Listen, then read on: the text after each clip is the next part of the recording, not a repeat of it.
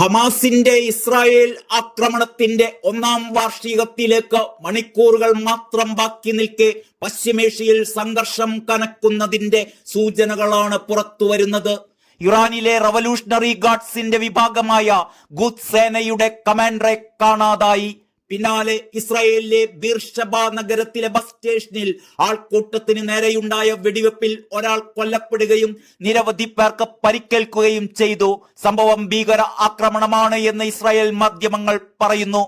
ആക്രമണം നടത്തിയ ചാവേറാണ് സംഭവ സ്ഥലത്ത് കൊല്ലപ്പെട്ടത്. പോലീസ് വെടിവെപ്പിലായിരുന്നു ഇത്.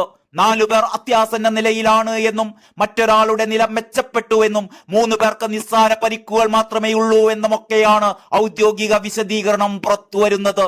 ബെയ്റൂട്ടിൽ ഇസ്രായേൽ നടത്തിയ വ്യോമാക്രമണത്തിന് പിന്നാലെയാണ് വെള്ളിയാഴ്ച മുതൽ ഖുദ്സ് സേനയുടെ കമാൻഡർ ഇസ്മായിൽ ഖാനിയെ കാണാതായത്. ഇദ്ദേഹം കൊല്ലപ്പെട്ടിരിക്കാമെന്നാണ് മാധ്യമങ്ങൾ റിപ്പോർട്ട് ചെയ്തിരിക്കുന്നത്.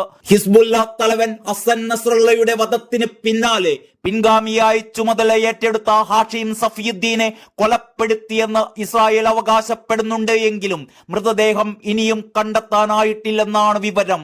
ഇസ്മായിൽ ഖാനി കൊല്ലപ്പെട്ടതായി ലബനീസ് ഭരണകൂടം സ്ഥിരീകരിച്ചു എന്നും വാർത്തകൾ പുറത്തു വരുന്നുണ്ട്.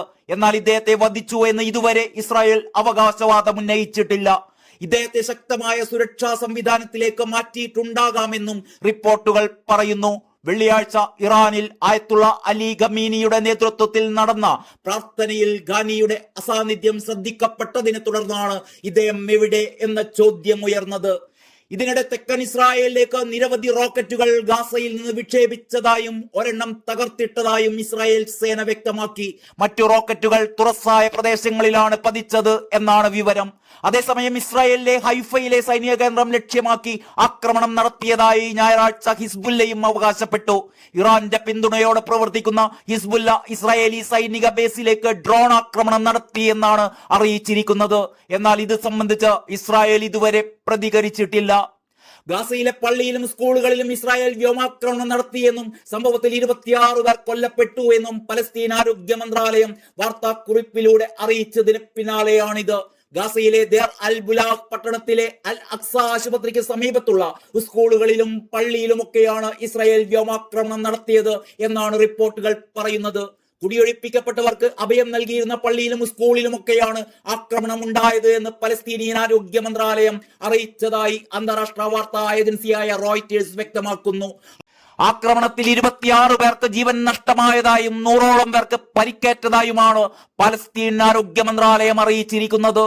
ഇബ്നു റുഷൂദ് സ്കൂൾ, അൽ അക്സ മോസ്ക് എന്നിവ ലക്ഷ്യമിട്ടായിരുന്നു ഇസ്രായേലിന്റെ വ്യോമാക്രമണമെന്ന് പലസ്തീൻ ആരോഗ്യ മന്ത്രാലയം വിവരിച്ചു.